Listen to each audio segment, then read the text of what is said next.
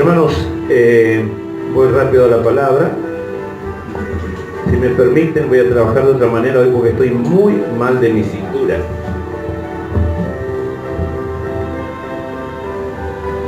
A ver.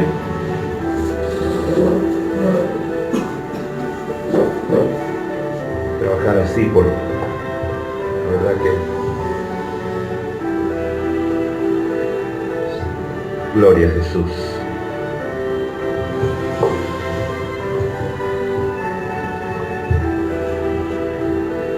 Aleluya. La palabra de esta noche lleva por título, y mediten bien en esta palabra, hermanos. De nada sirve creer sin arrepentirse. De nada sirve creer sin arrepentirse. Mediten esa frase. De nada sirve creer sin arrepentirse. Porque muchas veces vamos a escuchar por allí personas que dicen, si yo creo en Dios, está bien, hasta el diablo cree en Dios.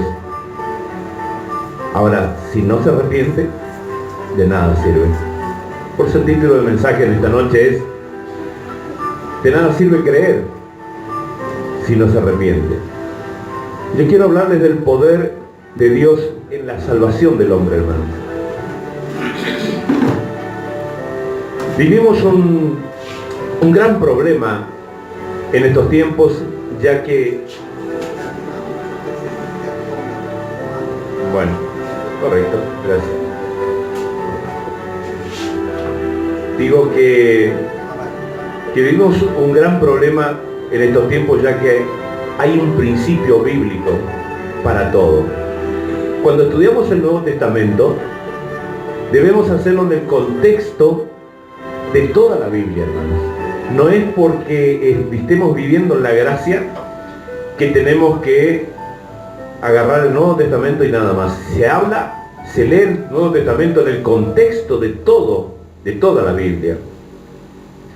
Y la hermenéutica es el estudio de cómo estudiar la Biblia. Por eso es lindo estudiar a veces hermenéutica, porque la hermenéutica te enseña a cómo estudiar la Biblia. Es muy lindo.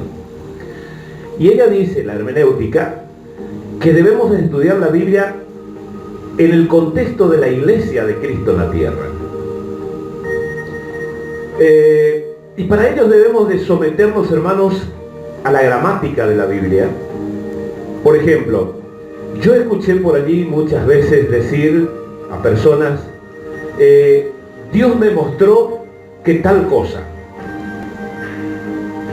Y yo, que soy un lector de la Biblia, un conocedor de la Biblia, yo sé que me faltará muchísimo, pero muchas veces cuando escucho cosas así, yo digo, bueno, a ver, ¿qué te dijo el Señor? A ver, rápidamente mi mente va a la Biblia. Y digo, ¿coincide con la palabra o no coincide? Si no coincide con la palabra, no es de Dios. Dios no habla fuera de lo que Él dejó escrito, hermanos. Eso pónganse en la cabeza siempre. Dios, cuando habla a alguien, habla basado en su palabra que Él ya dejó. ¿Me entienden? Y ninguna cosa sobrenatural puede superar la gramática de la Biblia. Ninguna cosa. Ella está por encima de cualquier sueño que tengas, de cualquier revelación que tengas, de cualquier visión que tengas. La palabra es la que supera cualquier cosa. Así que cuando usted tiene un sueño y dice, ¿será de Dios? Lleve la palabra. Vaya a la palabra y te dice, a ver si coincide con lo que Dios dice. Si usted tiene un sueño, por darle un ejemplo, tiene un sueño que grandes tormentas vendrán y arrasarán con la tierra, no tenga temor, vaya a la palabra. Cuando la palabra dice que estas señales seguirán a los que creen, pero serán para mostrarle a los que no creen. Los que no creen verán y tendrán que correr a Dios cuando vean que los desastres naturales, pero los desastres naturales no están para nosotros, no están para atormentarnos a nosotros. Cuando veo esos videos que mandan que grandes cosas se vienen a la tierra, que va a haber destrucciones, que Cristo se acerca porque tal cosa, yo digo, infundiendo espíritus de temor a las personas. ¿Y qué dijo el Señor? No os he dado espíritu de temor, sino de poder, amor y dominio propio. Entonces, cuando me quieren poner miedo, yo lo primero que digo, estos videos los está mandando el diablo. Y lamentablemente, hermanos, muchas veces usa cristianos que no velan y que no miran la palabra. Porque si vieran la palabra, si fueran a la palabra, verían que no es una revelación de parte de Dios. Es el diablo usando otras personas para influenciar en mí un miedo. ¿Me entienden? Pero hay algo muy interesante, hermanos, que es aprender de la historia. De la historia. No vale solo mi interpretación de la palabra también.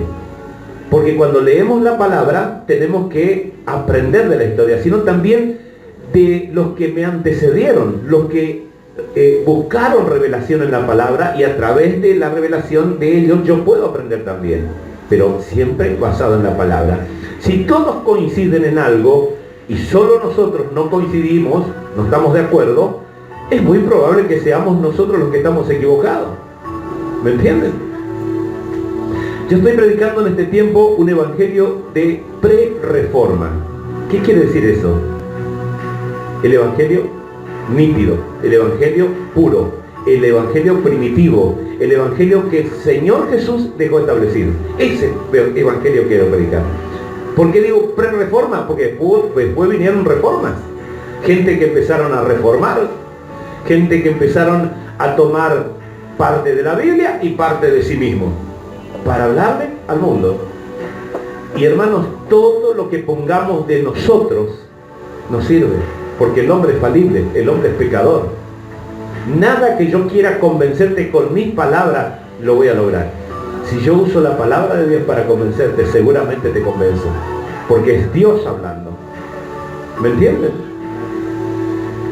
Yo estoy predicando eso en este tiempo, quitando la contaminación, volviendo a los principios bíblicos, tratando de hacer lo que Dios quiso para su iglesia, no poniendo de mí, porque poniendo de mí seguramente se va a contaminar la palabra, porque yo soy pecador. Lo que se predica por ahí hoy en día, hermanos, no está de acuerdo a los principios bíblicos. En los últimos años se ha modificado mucho la Biblia para predicar. Se ha tomado el evangelio y se ha reducido a 2 o 3 requisitos nada más. Se ha vuelto una costumbre, un rito. Se usa un caballito de batalla para todo. Y usted mira en los cultos, todo es un caballito de batalla. Siempre digo que acá siempre trato de hacer todo distinto, nunca un culto igual al otro, porque si no nos volvemos ritualistas y todos los días hacemos lo mismo. Usted ve cuando hay una persona nueva en la iglesia, a ver, hermanito, ¿quiere recibir a Jesús? Sí, pase adelante. Bueno, todo perfecto. Este es un ejemplo que le estoy dando nada más. Dice, y le preguntan cosas, ¿no? ¿Sabe que eres pecador, hermano? Sí, dice él. Le pregunta, ¿quieres ir al cielo? Sí. ¿Quién no va a decir que sí? ¿Quisiera que Cristo entre en tu corazón? Sí, dice él. Bueno, entonces vamos a orar. Padre, en el nombre de Jesús, repite conmigo estas palabras. Ya una palabra ensayada. Todo caballito de batalla. ¿Sí? Le decimos lo que tiene que decir. Cuando termina de orar, le decimos, ¿crees que eres salvo ahora? Y él dice, y la verdad que ya no sé. Entonces, hermanos, si Dios no es el que obra, difícilmente esa persona puede entender que es salvo y por qué él es salvo y cómo es salvo. ¿Me entiende? Damos por sentado cosas que no son verdades.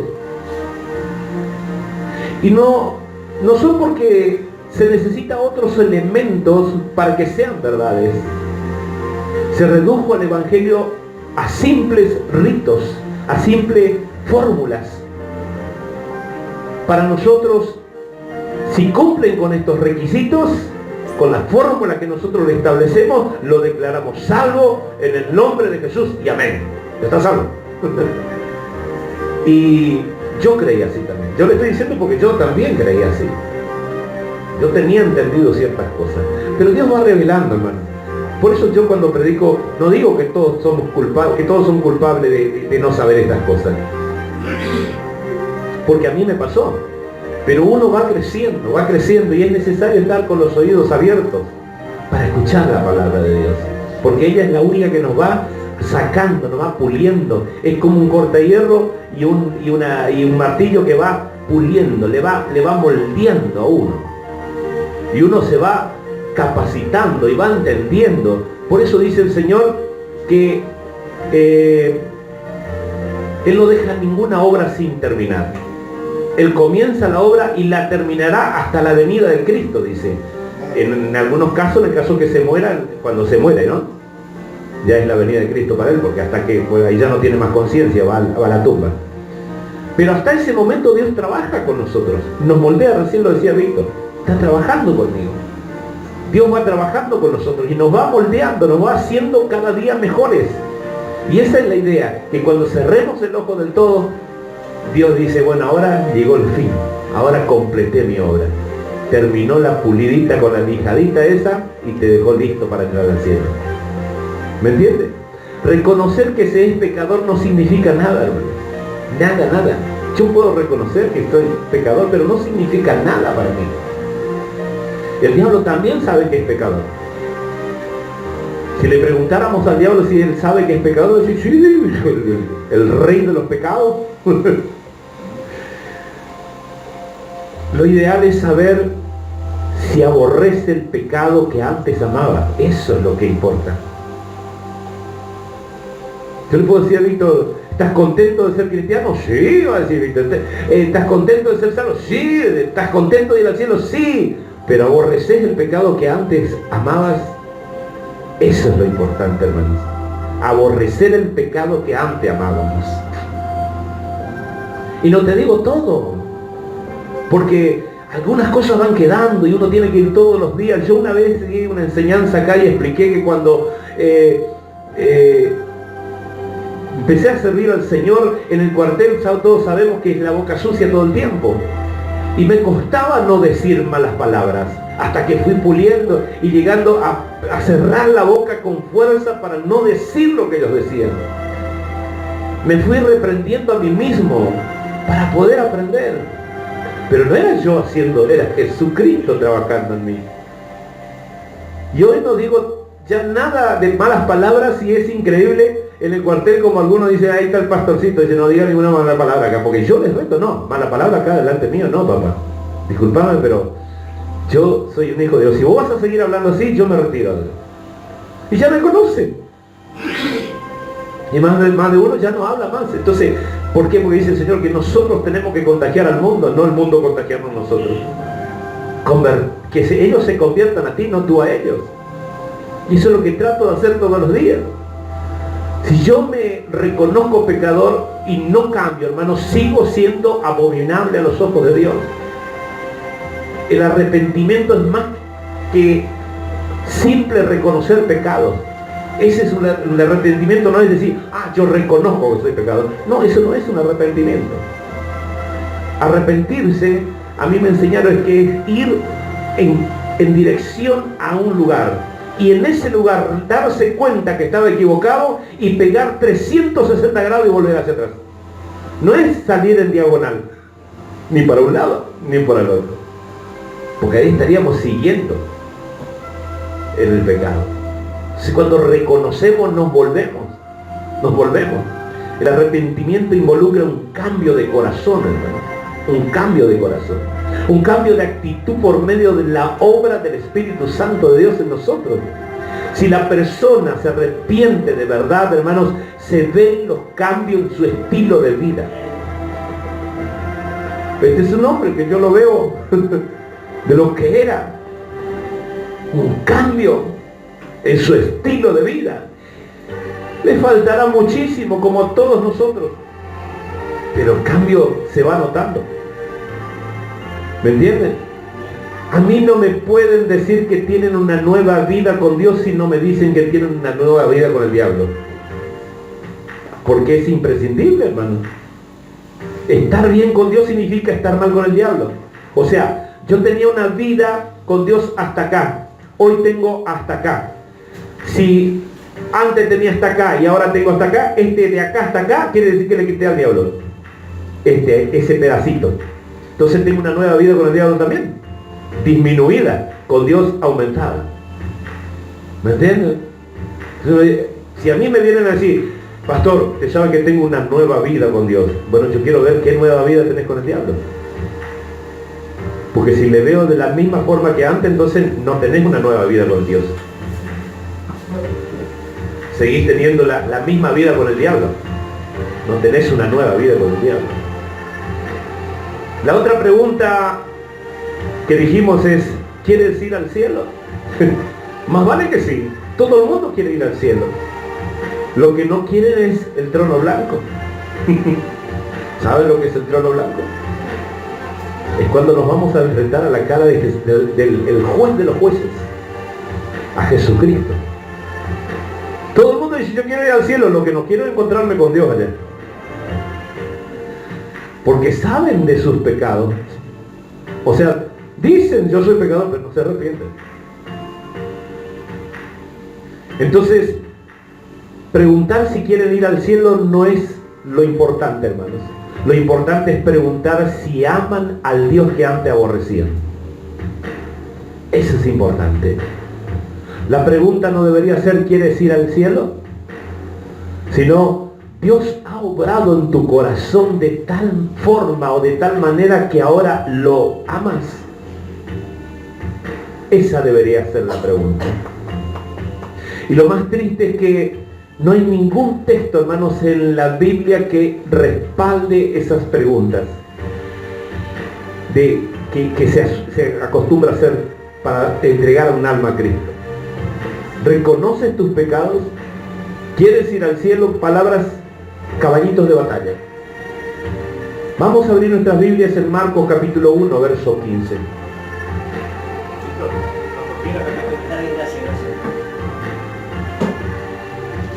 Pastor, ¿tendrá por ahí un poquito de agua?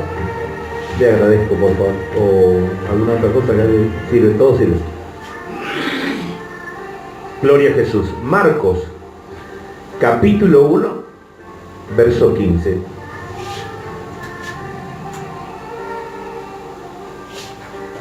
Cuando lo tenemos decimos amén.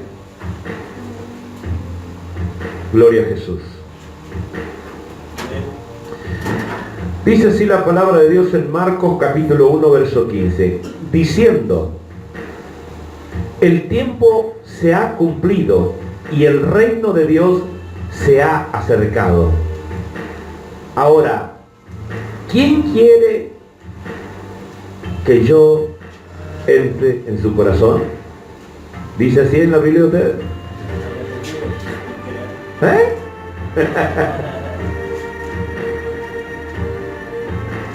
Vamos de vuelta, vamos a leer. Diciendo, el tiempo se ha cumplido y el reino de Dios se ha acercado. Ahora, ¿quién quiere que yo entre en el corazón? No dice así, ¿no es cierto? ¿Y por qué le decimos eso a la gente? ¿Quién quiere que Jesucristo entre en su corazón? ¿Por qué le decimos eso? ¿Cómo dice? Arrepentíos. Leo de vuelta la palabra, hermano, para que ustedes memoricen y entiendan. El tiempo se ha cumplido, dijo el Señor, y el reino de Dios se ha acercado. Arrepentíos. Esa es la consigna. Y cree en el Evangelio. O sea, creer no es suficiente. Primero arrepentite. Entonces vas a creer, o creer, pero arrepintiéndote. Esa es la palabra. Pero nosotros le hacemos un caballito de batalla a la gente. Señores, ¿cuántos quieren que Jesucristo entre en su corazón? Como que si yo tengo la autoridad para darle el permiso a Él que entre en mi corazón. Jesucristo, si quiere entrar en tu corazón, Él entra. Vos le vas a rechazar, sí, pero Él entra, porque Él es dueño y Señor de tu vida. En el día de Pentecostés, hermano, Pedro nos dijo: ¿cuántos quieren recibir a Cristo? Levanten la mano. ¿Ustedes vieron como el día de Pentecostés? ¿Leyeron en la Biblia el día de Pentecostés cuando Pedro gana 3.000 almas? ¿Vieron o no? Bueno, ustedes escucharon a Pedro decir: ¿cuántos quieren aceptar a Jesucristo? Levanten la mano, pasen acá adelante. ¿Vieron eso? No se ve. Los que han levantado la mano, pasen adelante, vamos a orar por ustedes para que sean salvos. Repitan conmigo esta oración. No, Pedro no lo vimos hacer eso, hermano. Ese es el evangelio primitivo que quiero predicar hoy. Lo lamento, no existe en la escritura esa palabra, sino que le dijo: arrepentíos. Ese fue el mensaje de Pedro, arrepentimiento. Es un método del evangelio que se acostumbra hoy en día a traer cosas fáciles para la gente. Y a causa de ese método, hermanos, la mayoría de los cristianos se creen salvos y no son todavía salvos. Porque, me dijeron que es fácil, con que pasar adelante ya está. Ojalá fuera fácil, hermano. Cuando que los que se dicen cristianos, menos del 10%, hermanos, realmente son salvos, porque han tomado a la ligera la palabra de Dios. Es como una fábrica de creyentes falsos.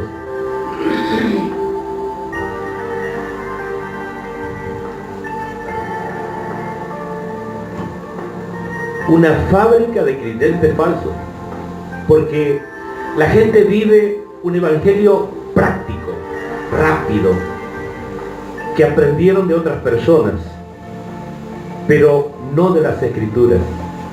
¿Cuánto no hemos aprendido el evangelio que nos dijo la abuelita? La abuelita decía que nosotros, para ser cristianos, tal cosa. Mi papá era pastor y él dijo que esto era así. Mi vecina, que oró mucho por mí, también me llevó a Cristo, me dijo que yo debo hacer así. Pero ¿cuánto usted le ve diciendo: yo leí en la palabra de Dios que dice que yo debo ser así? Eso es lo que importa, hermano. Y otra cosa muy importante de tratar es el tema principal del evangelio.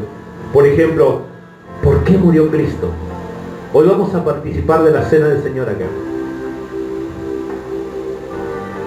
Y muchos no saben por qué murió Cristo. La gente dice: por nuestros pecados, pastor. Sí, pero eso no contesta la pregunta. ¿Por qué tenía que morir por nuestros pecados? ¿Y cómo tenía que morir cuando estaba en la cruz? Esto nuevamente demuestra un evangelio superficial. Cristo tuvo que morir por mí, pero ¿por qué? ¿Por qué? ¿Por qué no murió el vecino, a quien le tengo bronca? Él tenía que haber muerto por mí. Por causa del pecado, pero ¿por qué? Necesitamos entender, hermanos, que el evangelio comienza con el carácter de Dios. Cuando entendamos que el evangelio que hoy profesamos comienza con el carácter de Dios, vamos a entender muchas cosas. Cuando buscamos en la mente de Dios qué es lo que nosotros estamos haciendo, qué evangelio estamos viviendo, entonces vamos a entender los atributos de Dios. Y para ello vamos a Romanos. Vamos a Romanos, capítulo 3, verso 25. Romanos capítulo 3, verso 25.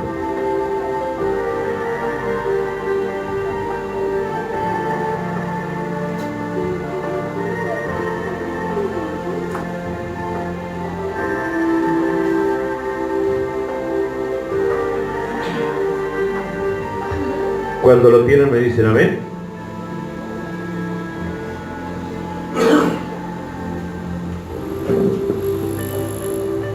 capítulo 3, verso 25.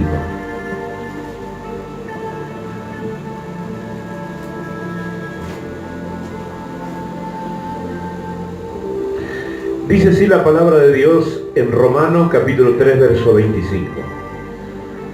A quien Dios puso como propiciación por medio de la fe en su sangre, para manifestar su justicia, a causa de haber pasado por alto en su paciencia los pecados pasados, con la mira de manifestar en este tiempo su justicia, a fin de que Él sea el justo y el que justifica al que es de la fe de Jesús. Amén.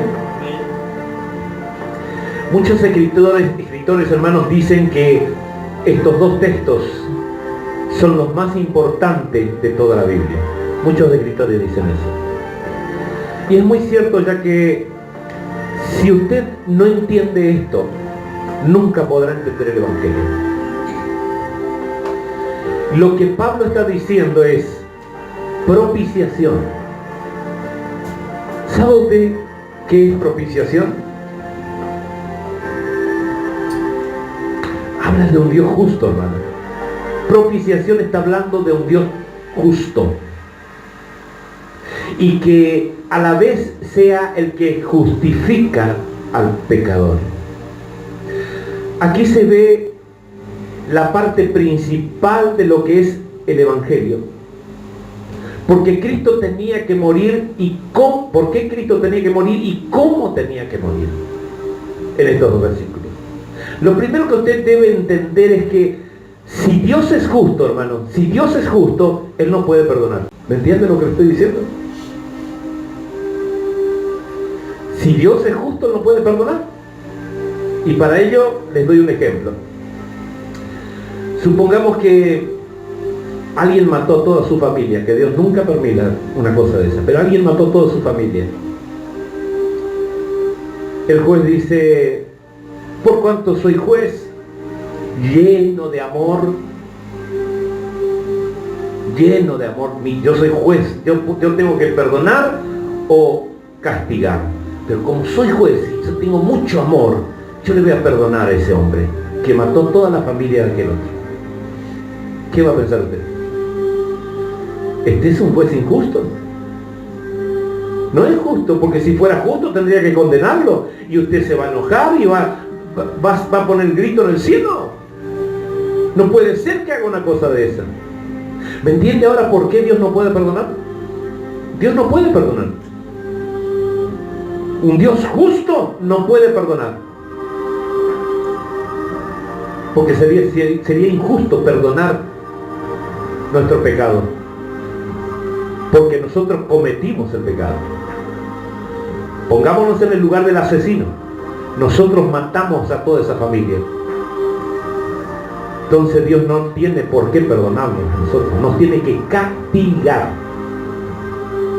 Nos tiene que castigar. Y Dios es el juez de toda la tierra, hermano.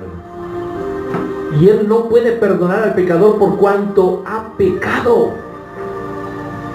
Porque antes de perdonar, hermanos, Él necesita satisfacer su propia justicia. Él necesita ser justo. ¿Cómo va a perdonar? Alguien tenía que pagar por su pecado. Y usted dice: claro, Cristo tenía que pagar. ¿Pero cómo? Estamos acostumbrados, hermanos, a cosas equivocadas. Siempre que hablamos de lo que los romanos le hicieron a Jesús, lo que los hombres le hicieron a Jesús, que le abrieron el costado, que le pusieron una corona de espinas, que le pusieron una lanza, que le dieron a beber vinagre, que lo escupieron, que le maltrataron, que le pegaron latigazos. Y es por eso que pensamos que somos salvos por medio de lo que los hombres le hicieron a Jesucristo. Muchas veces decimos: somos salvos porque aquellos hombres le castigaron a Jesucristo. que por medio de su sufrimiento que ellos le causaron somos salvos, que por el dolor causado por los hombres Dios nos justificó, que Dios se satisfizo por los castigos que los hombres le causaron a Jesús, pero no es así. Lo que Él sufrió tiene que ver con nuestra redención, tiene que ver con nuestra redención, hermano. Vamos a Isaías capítulo 53. Isaías capítulo 53.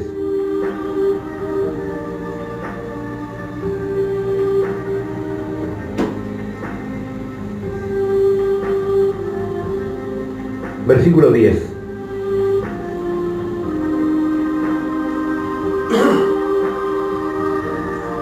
Dice así la palabra de Dios en Isaías 53, capítulo 10. Con todo eso, atento a la palabra, hermanos, atienda bien.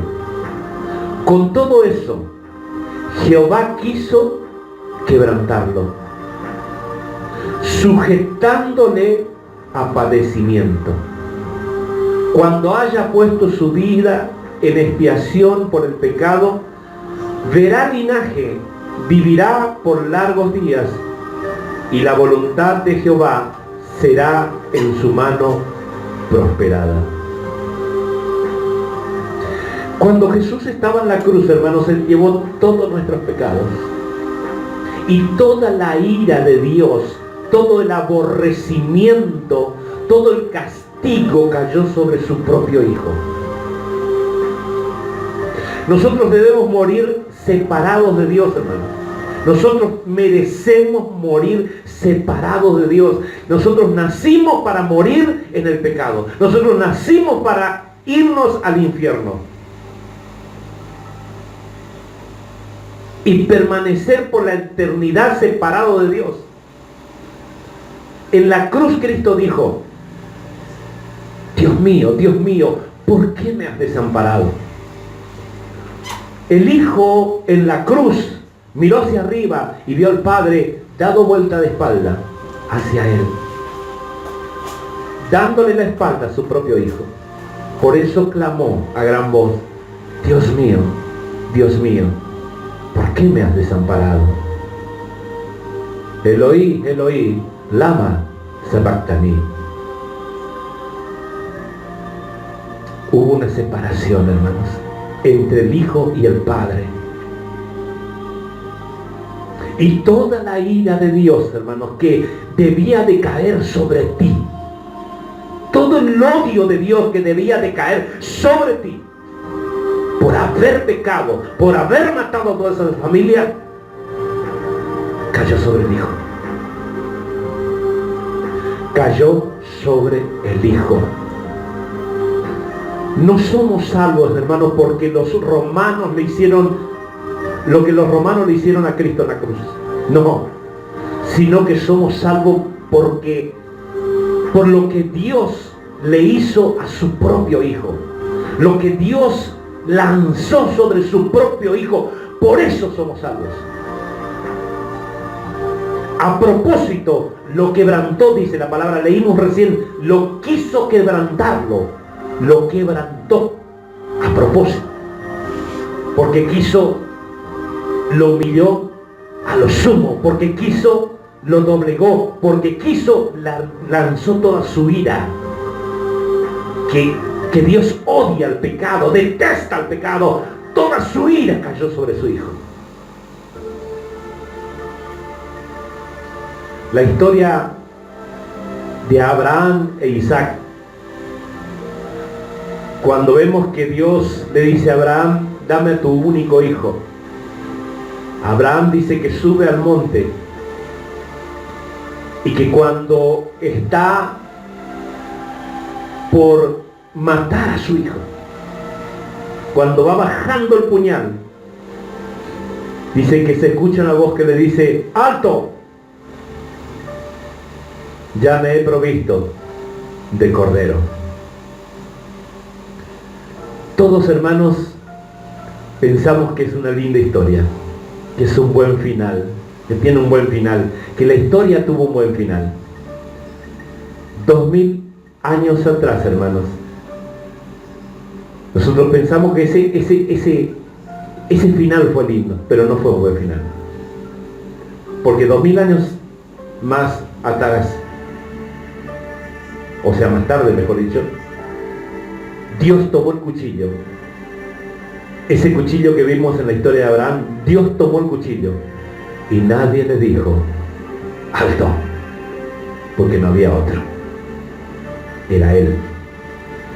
Y mató a su propio hijo, hermanos. Mató a su propio hijo. Alguien tenía que pagar por tus pecados. ¿Y cómo tenía que pagar? Por decisión del Padre.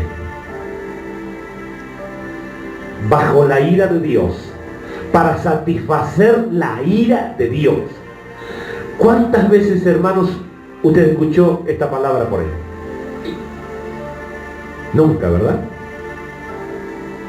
Siempre escuchamos de lo que los hombres le hicieron a Cristo. Viene Semana Santa y vemos y decimos la corona de espina, el Calvario, los latigazos, y nos acordamos de todas esas cosas, pero nunca usted escucha prédica que habla de la ira de Dios. ¿Qué fue lo que realmente llevó a Cristo a la cruz del Calvario? Fue la ira de Dios, de su propio Padre.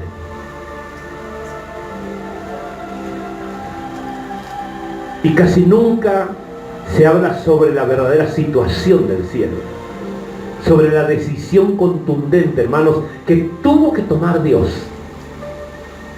que alguien tenía que cumplir la justicia de Dios, y que a Dios no le tembló el pulso en hacerlo con su propio hijo. Alguien tenía que morir bajo la furia de Dios, su ira, su justicia tenía que ser satisfecha. Y en estos tiempos el Evangelio no tiene el suficiente poder, hermanos, que debería de tener, porque no estamos enseñando lo verdadero, el verdadero Evangelio. Y con esto, hermanos, yo no quiero entrar en polémica de decir que Dios no prospera, que Dios no sana, que Dios no da victoria, que Dios no da éxito. Todo Dios da. Pero yo aprendo que eso todo son añadiduras. Eso no son lo que yo tengo que buscar. Yo tengo que buscar la verdad de Dios para mi vida.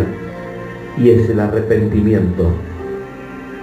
Cuando yo me arrepiento cada día, hermanos, entonces estoy entrando en la posibilidad de que Dios haga algo grande con mi vida. Romanos 3:23, yo les leo nomás porque si no nos llevamos mucho tiempo, todavía me falta bastante. Romanos 3:23 dice, por cuanto todos pecaron y están destituidos de la gloria de Dios. Todos pecaron, están destituidos de la gloria de Dios. ¿Saben lo que significa este versículo?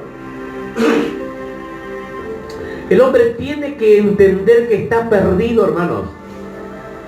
El hombre tiene que entender que está perdido. No tiene que pasar al frente a recibir a Cristo y decir, yo hice lo que tenía que hacer, por lo tanto, yo no estoy perdido. Yo ya me gané el cielo. No, hermanos, no prediquemos las mentiras para que la gente no sepa la verdad. El hombre tiene que entender que está fuera del contexto de la mente de Dios. Antes de ir a buscar la salvación, él tiene que saber que él es un pecador y que él necesita arrepentirse. Yo no le puedo llamar a la iglesia y decirle, Dios te va a prosperar, Dios te va a sanar, y no hay arrepentimiento. Después, claro, viene por los panes y los peces. Después viene acá y dice, Dios no me sana, dejo esta iglesia. Dios no me prospera, me voy de acá. Dios no me bendice, no quiero más a Dios. Claro, le mentimos, le dijimos que Él es todo eso. No, hermanito querido, es arrepentimiento. Después Él te va a dar la prosperidad, te va a dar la sanidad, te va a dar la gloria, te va a dar todas las bendiciones que Él tenga para vos. Pero primero, arrepentimiento. Es lo que dice la palabra.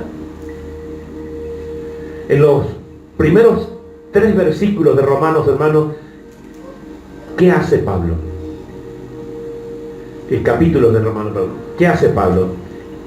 Él lucha para condenar a todo el mundo.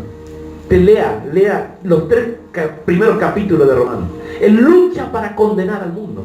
Él lucha. 3 capítulos para demostrar el pecado del hombre. 3 capítulos para decir, hermanos, ustedes no se crean, porque ustedes no valen nada. Cuídense de venir ante Dios queriendo tener derechos. Tú no tienes derecho a nada. Muchas veces le predicamos a las personas eso.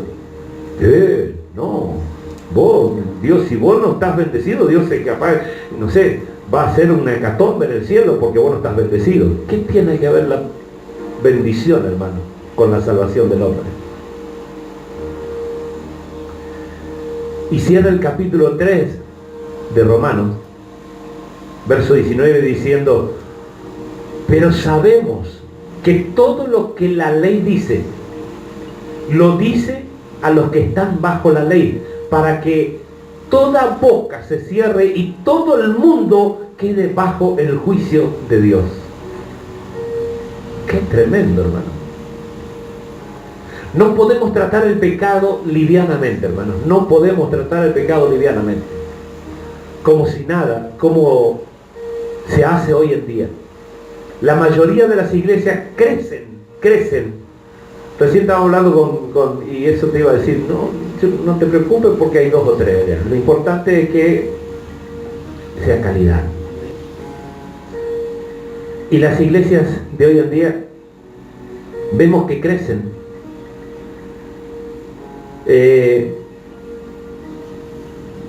Porque hablan de victoria, de milagros, sanidades, prosperidad. ¿Usted le ve predicando estas palabras? Arrepentimiento. Casi que usted no va a ver. ¿Quién no quiere esa iglesia? Ahora, ¿son salvos? Ahora irán al cielo. Pero están haciendo igual que los profetas, hermanos, en el libro de Jeremías, diciendo paz, paz, paz, paz, pero nunca había paz. Sus hogares son un desastre. Pastores que viven una vida vergonzosa. Pero acá hay paz, vengan acá, acá hay prosperidad, Dios te va a multiplicar, Dios te va a bendecir, Dios te va a sanar. No, hermano, no siempre Dios sana. Claro, después no sanan y se enojan con Dios. Me ha pasado, hermano, de ver personas morirse enojados con Dios porque no se sanaron, porque le habían dicho que se iban a sanar. Y acá no importa si yo me sano, lo que me importa es entrar con una pierna menos, con un brazo menos, con el cáncer, con lo que sea, pero entrar al cielo, salvo, arrepentido de mis pecados. Si realmente amamos a la gente, hermanos, tenemos que hablarle de sus pecados. Tenemos que hablarle de sus pecados. Y tenemos que luchar como el apóstol Pablo para exponer sus pecados, mostrarle el pecado que tiene. El médico que tiene un paciente de cáncer no puede mentirle. Él puede decir, tener el paciente y decir, salieron los papeles que tiene cáncer. Pero ¿qué le digo o no le digo? No, esta persona, no, yo lo amo mucho, no le voy a decir nada. Él tiene que decirle. Él tiene que decirle, usted necesita una operación urgente porque usted tiene cáncer. Porque si no se va a morir. Si yo no le digo ahora que usted tiene cáncer y que necesita operarse, usted se va a morir. Ahora podría decir, no, por amor no le voy a decir nada, no le voy a operar. Y se va a morir. Esto es lo mismo. Cuando vemos al pecador hay que decirle, hermano, usted tiene que arrepentirse. Usted tiene que saber que el pecado le lleva al infierno y que si usted se arrepiente se va al cielo. Tenemos que decirle la verdad en la cara porque no queremos que se muera eternamente. No sé si me explico. ¿Amén? Él tiene que enfrentar al paciente con su enfermedad. Si no lo hace, es un médico inmoral que por no ofender al paciente no le dice la verdad. No, yo no quiero preocuparle. Y se va a morir. Lo mismo pasa con nosotros cuando predicamos, hermanos. No podemos dejar de decir a la gente que tiene pecados, que tiene problemas, que necesita cambiar de vida. ¿Dónde está su pecado? Apuntarle allí y decir, hermanos, mejore esta situación, porque si no se va a morir. Hoy las iglesias están llenas, hermanos, de shows. Cuánta gente que se cae. No, anda allá, porque allá cada culto los domingos tenés 20, 30 que se caen. Si eso fuera salvación, hermano. Cuanto más se manifiestan, es mejor. ¿Y dónde está el Evangelio? ¿Qué le estamos predicando? Y no solo hablar del pecado, sino también de la solución, que es la gracia de Dios, hermanos, que no es por medio de las obras. Romanos 3:23 dice, por cuanto todos pecaron y están destituidos de la gloria de Dios, siendo justificados gratuitamente por su gracia, mediante la redención que es en Cristo Jesús. Habla de redención. Todo el mundo habla de cómo tener una relación con Dios. El judío dice que se puede tener una comunión con Dios por medio de la ley. Entonces usted le pregunta, igual que el musulmán dice lo mismo. Él dice que por medio del Corán él puede tener una relación con Dios. Usted le pregunta al judío, te dice por medio de la ley. El musulmán dice por medio del Corán. Pero nosotros somos totalmente diferentes, los cristianos, hermanos. Si nosotros le preguntáramos al judío, ¿usted cree que va a ir al cielo? Sí. ¿Y por qué? Y porque yo obedezco la ley. Él sabe que se va al cielo, porque él obedece la ley. Usted le pregunta al musulmán y le dice, ¿usted cree que va a ir al cielo? Y él dice, sí. ¿Y por qué? Y porque yo el Corán lo leo completamente y hago lo que dice el Corán. Yo voy a ir al cielo. Pero con nosotros es diferente.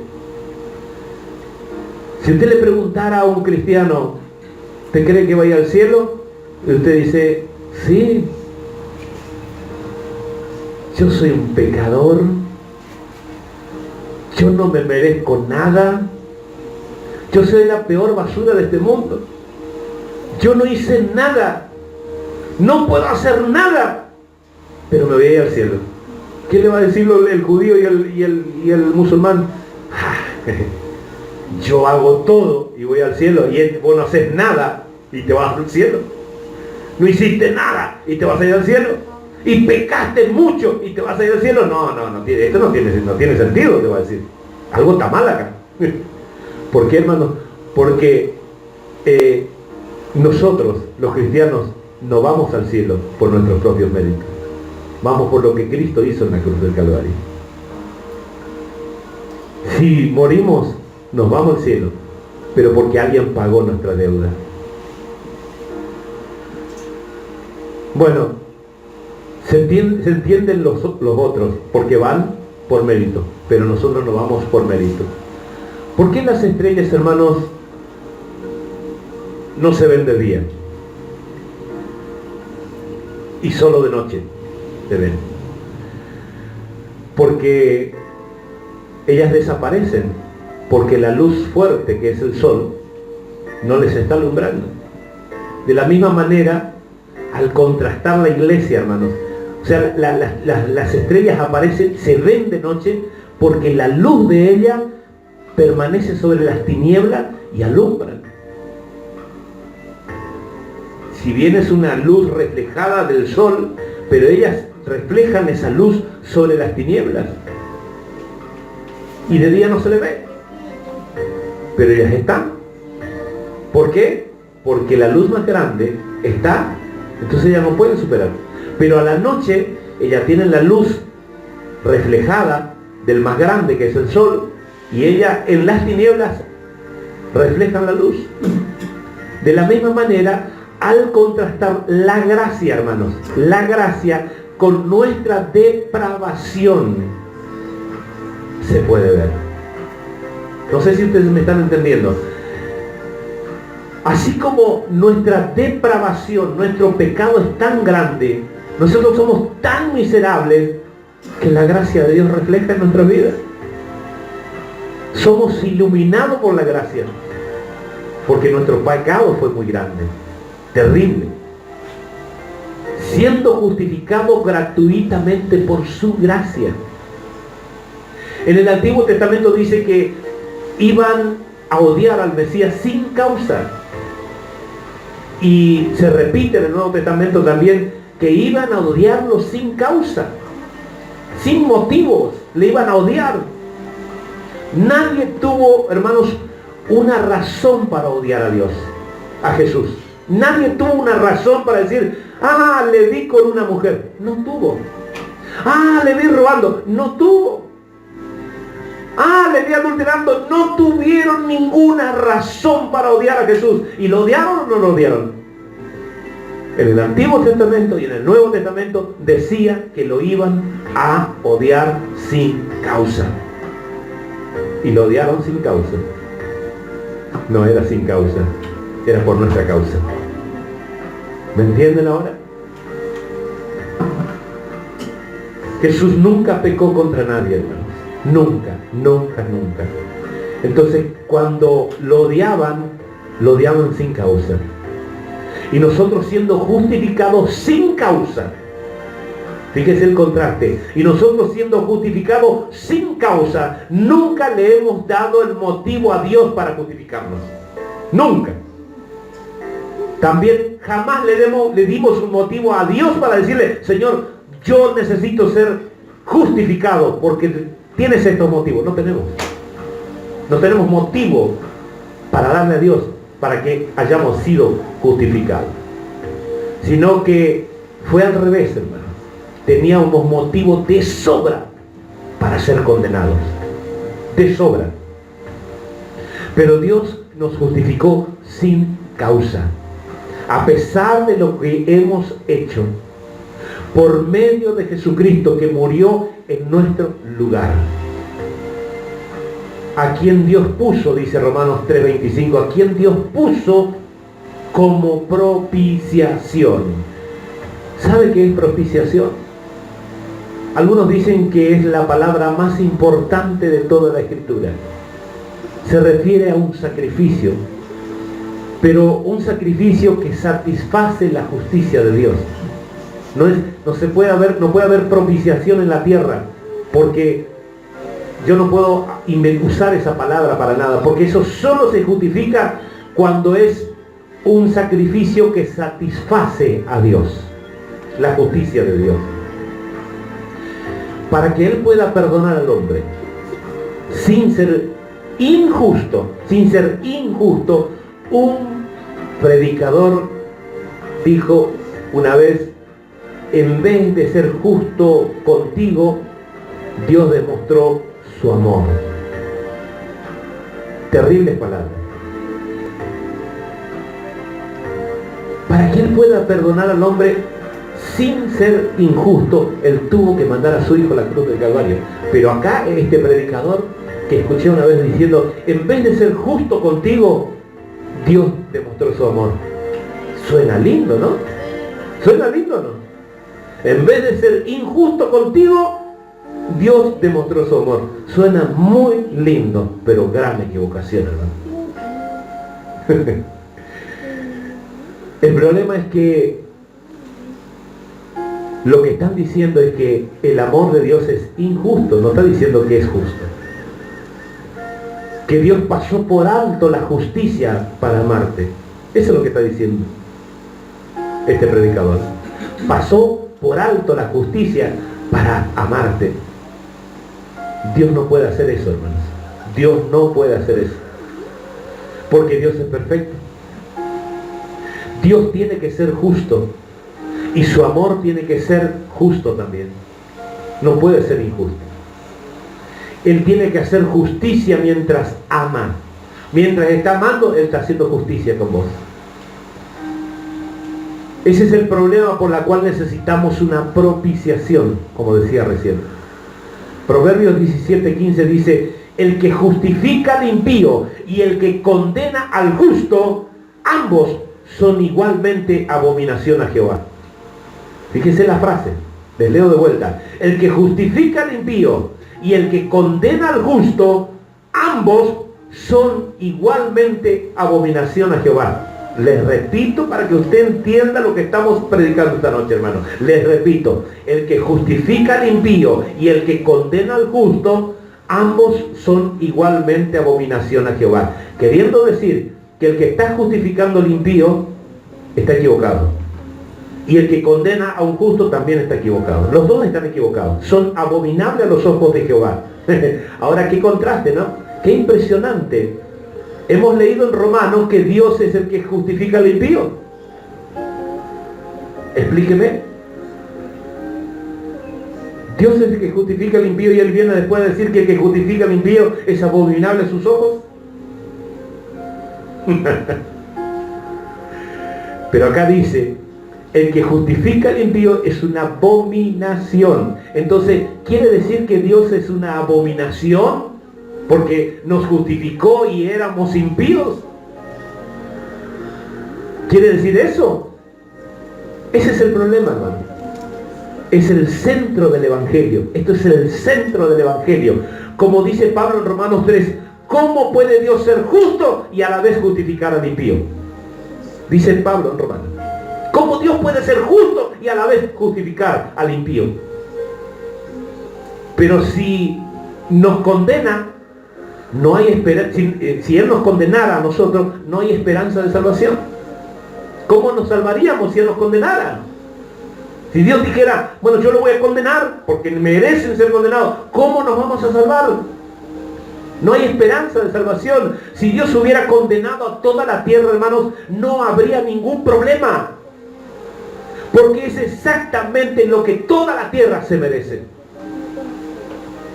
Todos merecemos eso. Condenación. ¿Cómo un Dios justo pudo o puede condenar a los pecadores? Había una sola manera: que un justo muriera por los injustos. Esa era la única manera.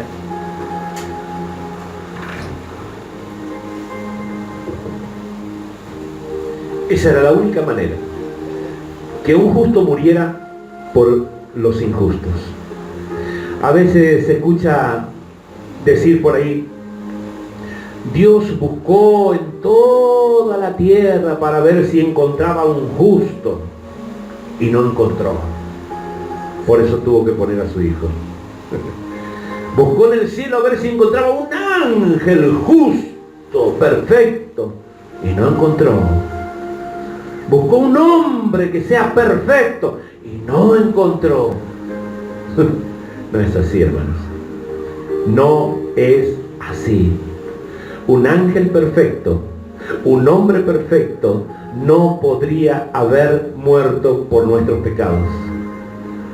El que moría en la cruz tenía que ser hombre porque fue el hombre quien pecó, pero que también tenía que ser divino. Pero el que moría en la cruz debía de ser más que ángel, más que hombre. Esa persona tenía que tener un valor infinito, no finito. ¿Saben la diferencia entre finito e infinito? Finito es aquel que muere, aquel que desaparece, aquel que se termina. Infinito, aquel que no se termina, nunca. Infinito, es infinito. Entonces, este tenía que ser hombre, porque fue el hombre que pecó. Pero también tenía que ser infinito, porque si no nuestro pecado sería solucionado hasta un cierto tiempo y se terminaría. Por eso tenía que ser alguien infinito a la vez de ser hombre.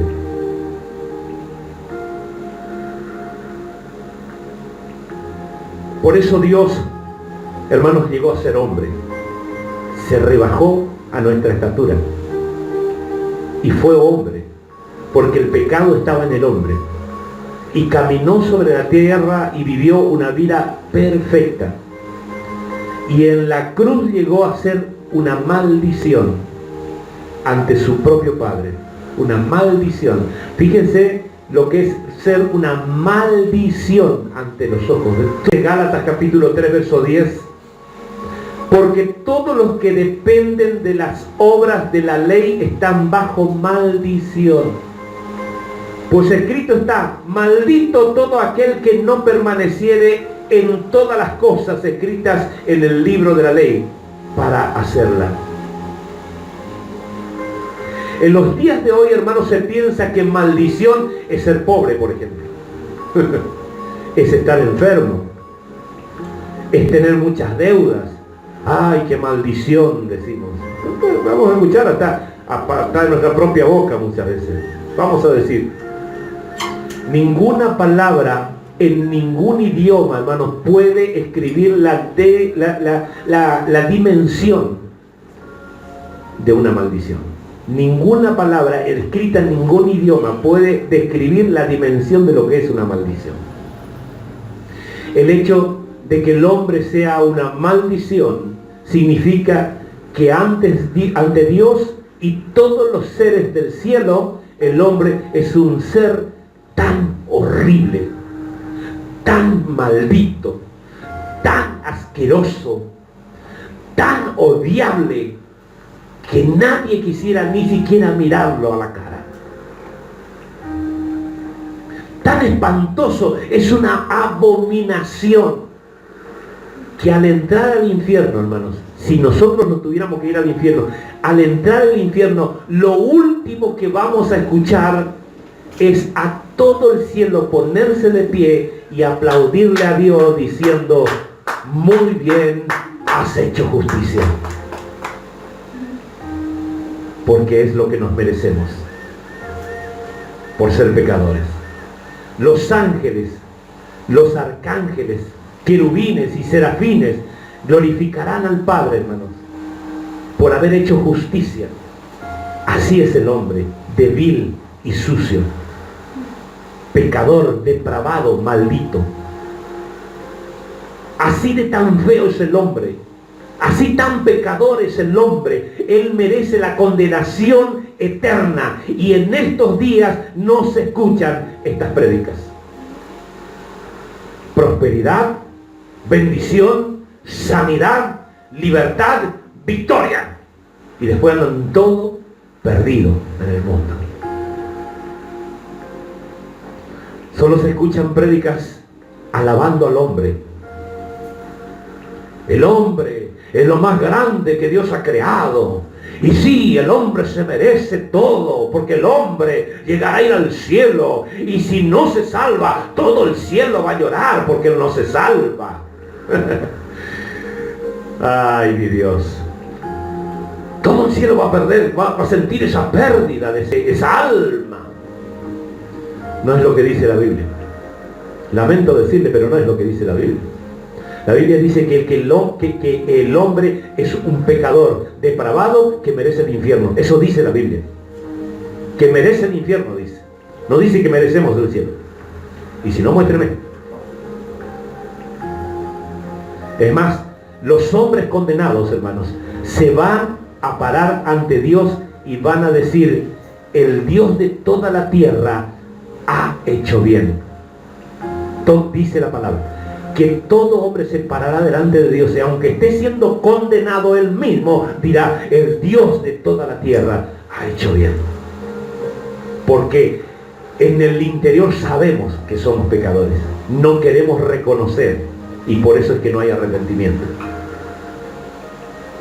Gálatas 3:13 dice: Cristo nos redimió de la maldición de la ley, hecho por nosotros maldición. En realidad, hermanos, no hay manera de describir de verdad lo que sucedió allí en la cruz. No hay manera. Imagínense todas las maldiciones del Antiguo Testamento. Usted leyó el Antiguo Testamento, conoce las maldiciones de Deuteronomio. Todas esas maldiciones que están escritas allí, todas ellas fueron puestas sobre Jesús. Toda la ira de Dios contra él. todo el asco, el pecado, toda la náusea de Dios, la repugnancia, porque Dios no comulga con el pecado, hermanos. ¿Te quiere pecar? Dios dice, hazlo, pero Dios mira para otro lado, porque Dios no mira el pecado, no tiene nada que ver con el pecado, no comulga con el pecado. Toda esa repugnancia de Dios sobre Jesucristo, porque Jesucristo estaba lleno de pecado. ¿Usted cree que Dios le miraba a Jesucristo y decía, ay, qué bárbaro, estoy haciendo alguna obra grande, está muriendo mi hijo por toda la humanidad de la cruz? Y le estaba mirando, no, ni siquiera lo miró, dio vuelta a la espalda. Por eso es que él dice, ¿por qué me has abandonado? Porque miró hacia arriba y vio que el Padre ni siquiera lo miraba. Porque Dios no puede mirar el pecado porque odia, detesta. Hay quienes me dijeron sobre esta prédica porque ya la he predicado. Hay quienes me dijeron, no, Dios no odia. ¿Cómo que no odia? Dios odia. ¿Sabe por qué Dios odia? Yo le voy a hacer un claro ejemplo. Ahí justo tenemos ahí en este momento un gran tema con eso. Si Dios ama la vida, tiene que odiar la muerte. Si Dios ama la vida, tiene que odiar el aborto. Porque no hay otra forma. O amás o odias. Y el que ama la vida tiene que odiar el aborto.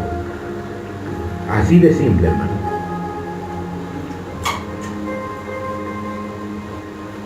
La copa de la ira, hermano.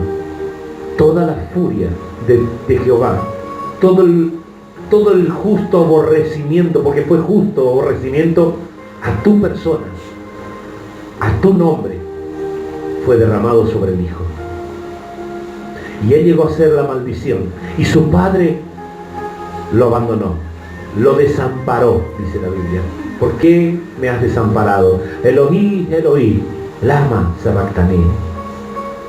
Por eso cuando dice consumado es cancelado, pagado por completo, fue saldada tu deuda.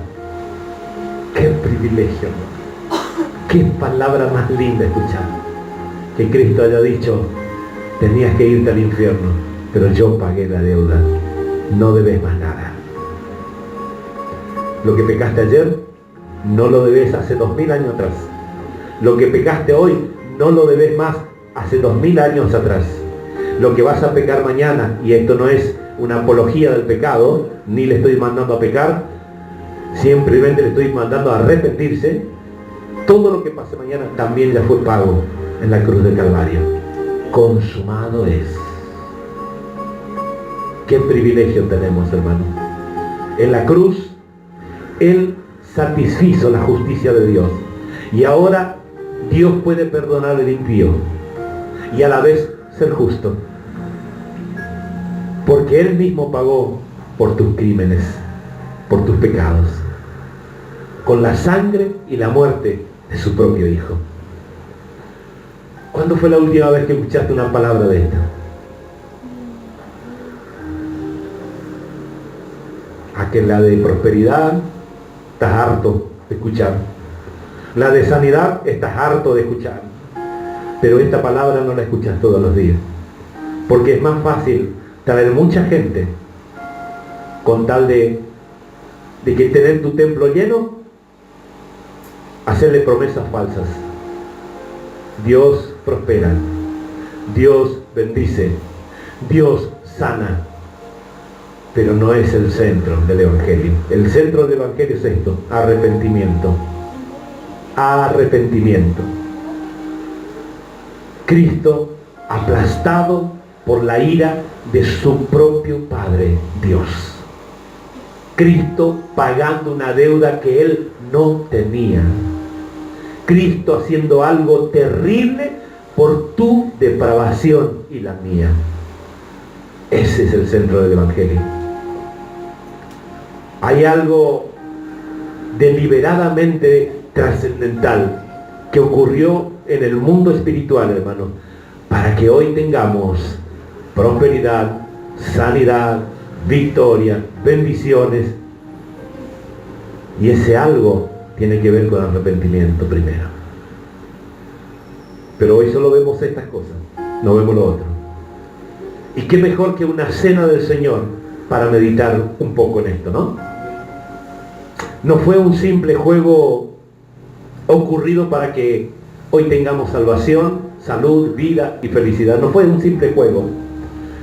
Esas son las cosas superficiales, lo que hemos visto, que se habla en las iglesias, las cuales no estoy en contra, como dije al principio, de la prosperidad ni nada. Pero eso no es el Evangelio, hermanos.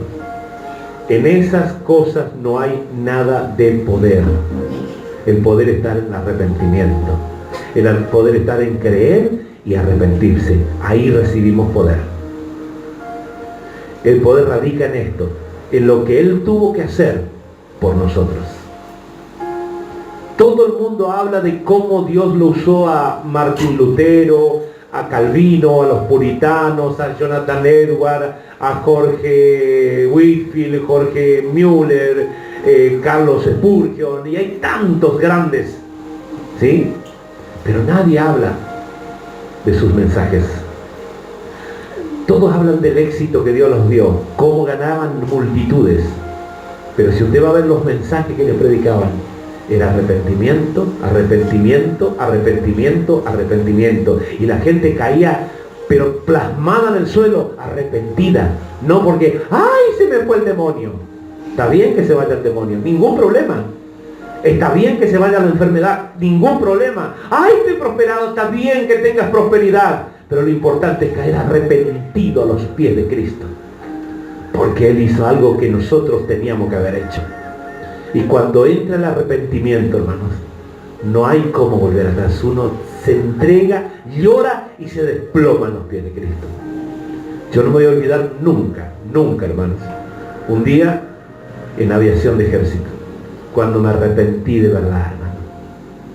Yo entré en un galpón y pedía por favor a Cristo que me perdone. Lloraba, lloraba a moco tendido, porque me vi lo sucio que era y todas las cosas que estaba haciendo. ¿Y usted cree que un corazón arrepentido el Señor rechaza? No. Todas las cosas empezaron a salir bien porque me arrepentí.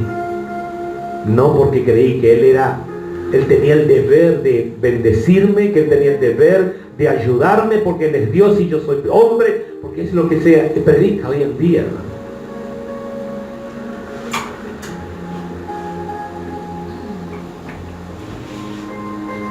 Ellos estos predicadores que les nombré, no perdían el tiempo predicando en prosperidad. No, porque sabían que la prosperidad iba a venir. Dice el Señor, buscad primeramente el reino de los cielos y su justicia, y todo lo demás vendrá por añadidura. No, ellos predicaban arrepentimiento. Todos reconocen al más grande predicador después de los apóstoles, hermanos, a Spurgeon. Todos los reconocen.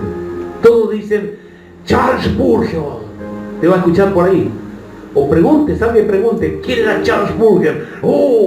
Después de los apóstoles, uno de los más grandes que existieron. Tremendo hombre de Dios. Multitudes, hermano. Cuenta la historia que una vez iba en un tren, que iba pasando él en el tren por una ciudad, y toda la ciudad se convirtió a Cristo. Caían desplomados. La unción que tenía de arrepentimiento, caían las personas llorando, se veían pecadores, se veían inmundos, se caían de rodillas y pedían perdón a gritos a Dios, arrodillados. Y iba pasando en un tren por la unción que tenían del arrepentimiento.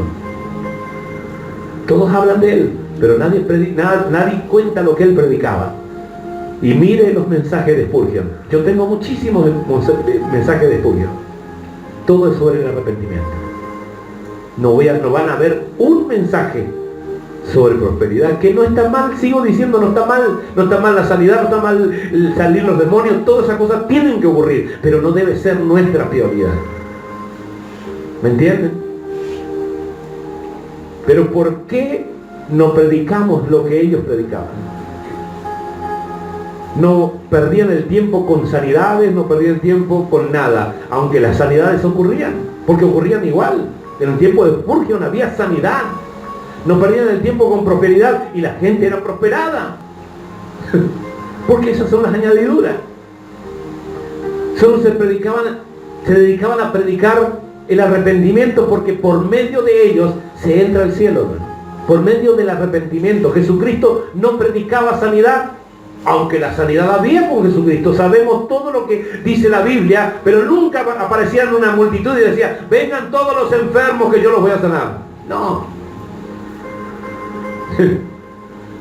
Solo se predicaba el arrepentimiento, porque por medio de ellos entra el cielo.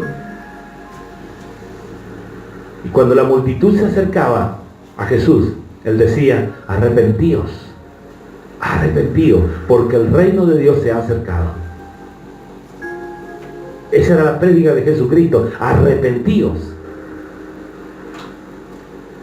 Es más, en un momento dado dijo, arrepentíos, nido de víboras, generación de víboras. ¿La víbora qué es? ¿Descendiente de quién? Hoy decimos prosperados,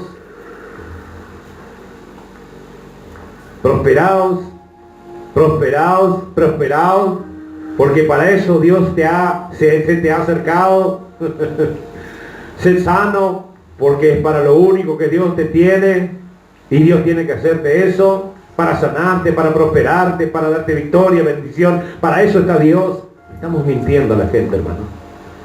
Lo de hoy es un evangelio mentiroso. Si solo predico cosas buenas, hermano, estoy mintiendo. Si llamo al arrepentimiento, Dios va a hacer una obra en tu vida. Amén. Vamos a la cena del Señor. ¿No los cansé? No. Dios los bendiga. Pastor Guillermo.